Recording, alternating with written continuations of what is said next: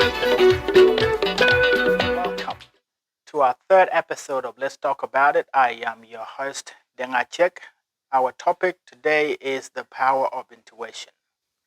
It is extremely important to listen to your inner voice, to listen to that voice that sounds like your voice, that voice that tells you, don't do it if you are about to mess up, that voice that tells you, just do it if you are about to not take on the task. That voice that tells you, just do it if you are about to stop near the finishing line. I will illustrate you a historical example of few of the leaders and the world famous people that has cemented their name in the history book forever. These people, once upon a time, they were just like you. They had all the hurdles, they had all the obstacles, they had all the challenges, they had all the external forces that you are facing today because they listened to their intuition. That's why their names are forever written in the history book. Charles Darwin is a naturalist, a geologist, and he has had a significant contribution to the science evolution. And that's why his name is such a massive name in the history today. When Charles was coming up, he was not a genius at all. Matter of fact, he was not interested in anything to do with book reading. It was not his thing. He didn't like school. Although his dad was a medical doctor, a well-off countryman who had it all in his life and wanted his two sons to become just like him or even way better than him. Charles was different. His dad had a very heavy pressure in his life when he was coming up, just even when he was 15 years old. His dad wanted him to become a medical doctor, but Charles did not stand blood. He wanted him to become a father, to become a preacher in the church, so that Charles Darwin can have a well-paid job and a well-secured future. But that was not his passion. Even though his father was giving him a lot of pressure, even though his peers were giving him a lot of pressure, even though people around him were expecting so much from Charles Darwin, that was not what his intuition was telling him. His intuition was telling him that you are better and you will leave your mark in this world if you follow this, which was what Charles became really known of.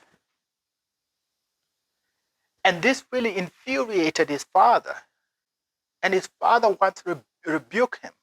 You care about nothing but shooting dogs and rat catching.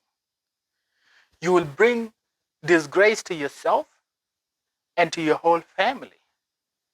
Charles Darwin will never forget that in his life.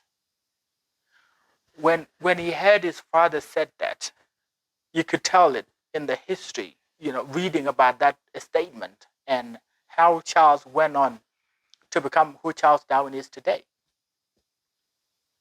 It had a massive impact on him. But that did not stop Charles Darwin to pursue his passion in collecting all the species, and taking a voyage sea traveling. At first, when his instructor or professor sent him a letter indicating that he wants Charles Darwin to go to South America, to go and research specimen. When he brought that to his father, that was not what his father was expecting from Charles, and he disagreed with Charles. and the professor with passion. And he even convinced Charles Darwin himself. And Charles said that he won't go. But after Charles Darwin consulted with his intuition, a week later, he wrote back to his instructor. And with that, he had to go and get his uncle to come to his father and talk to his father and convince him. And although Darwin at that time reluctantly agreed, it was not what he was expecting Charles to pursue. But then Charles Darwin listened to his intuition and pursued his passion, what he was passionate about. That brings me to Abraham Lincoln, former president of the divided state of America. He was a man that rose to prominence. He became president with no formal education. He was disregarded by his cabinet ministers. They didn't like the fact that Abraham Lincoln would work collectively and closely with his enemies, people from the other side of the bench, meaning oppositions. They didn't like that. They didn't like the fact that Abraham Lincoln worked with drunkard generals, the generals that always drink. They were amused by the fact that Abraham Lincoln would actually leave them, and they felt that they knew what could take the country forward because they had education and they thought they had the eloquence, intellect, and wisdom to lead the country. They were shook as to why Lincoln did not work with them collectively and why Lincoln did not work with them closely as much as he worked with his counterparts, as much as he worked and trusted the drunkard generals. But Abraham Lincoln was different. He didn't listen to any of those noise. He blocked all of them. And he continued to work with his enemies. He continued to work with his counterparts, his oppositions, the drunkard generals, those that always drink, because he was talking to his inner voice. He was trusting his gut feeling. Another recent example, just to refresh your memory, is Barack Hussein Obama, the president of the divided state of America. Well, he's currently a former president since Joe Biden took over. But when Donald Trump was in power, I thought Obama was still a president because I didn't see anything. Well, this is a topic for another day. But in 2008, Obama came to his circle, people that are close to him, and he delivered them an idea that he wants to run for a top position. He want to become the president of the divided state of America. It was a laughable idea. They told Obama that he can't be a president, right? That he's not ready, that he should wait for his time. They even told him that the divided state of America is not ready for a black president. But Obama went and surprised them with the best slogan of all time. Yes, we can.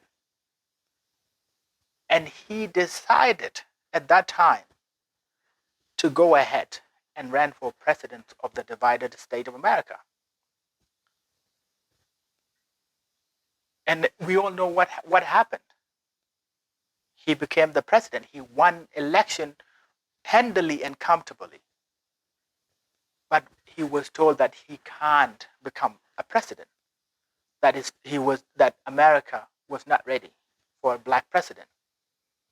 That his time is not yet. That he has to wait for the right time. But when exactly was Obama's time? When exactly was the divided state of America ready for the black president? So this is why it's important to listen to your inner voice. It's important to listen to your intuition. That decision that you made, or that decision that you have think about, that idea that has crossed your mind, and you took it to someone that you trust, that someone went and killed it. That idea is the idea that will change your life forever.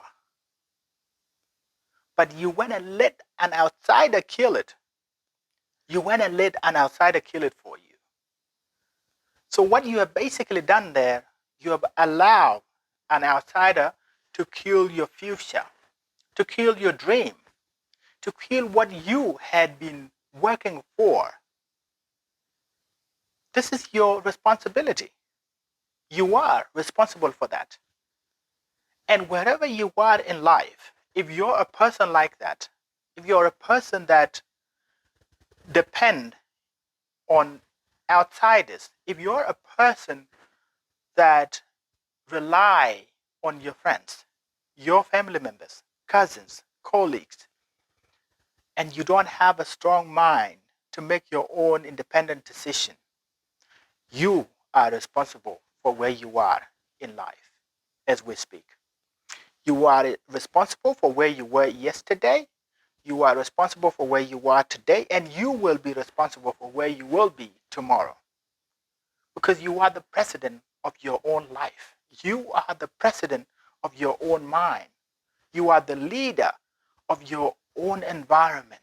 You are the leader of your entire life. There is no reason why you should allow people to come in, so much so they dictate your life. This is why I say that you are responsible. Once upon a time, I was in your shoes, right? But I learned the hard way. And I would not wish you to be the same person as I was in those days. Those days are gone. But we're living in a different era. It is an era where everybody wants to press you down and step on your head and use you as a ladder to climb up. So if you sell your premature ideas to someone, they will go and alter them, right? And they will discourage you from pursuing them. Only for them to go and pursue them, and then they will become successful. And then you will watch them succeed while you are a mess. Guess what will happen? They will look down and they will look down on you, and they will smile because they know you are a fool. You are foolish for not believing in yourself. You are a fool for not listening to your intuition, for not listening to that voice that sounds like you, that voice that sounds exactly like you. This is why I say, listen to your voice, your inner voice, trust your gut feelings, and don't expect so much from the outsiders. Don't expect so much from your friends. Because they won't tell you, or they will not advise you on a life-changing ideas, because that is where they want to be at. This is why you have to open your eyes. This is why you have to open your ear. This is why you have to be an intelligent person to know what you want to send out and what you want to keep close to your chest. It's that important. And once you learn that, once you start feeling comfortable in your own body, in your own decision-making process, in your own brain, once you start trusting your intuition, you will not believe where you will be in life.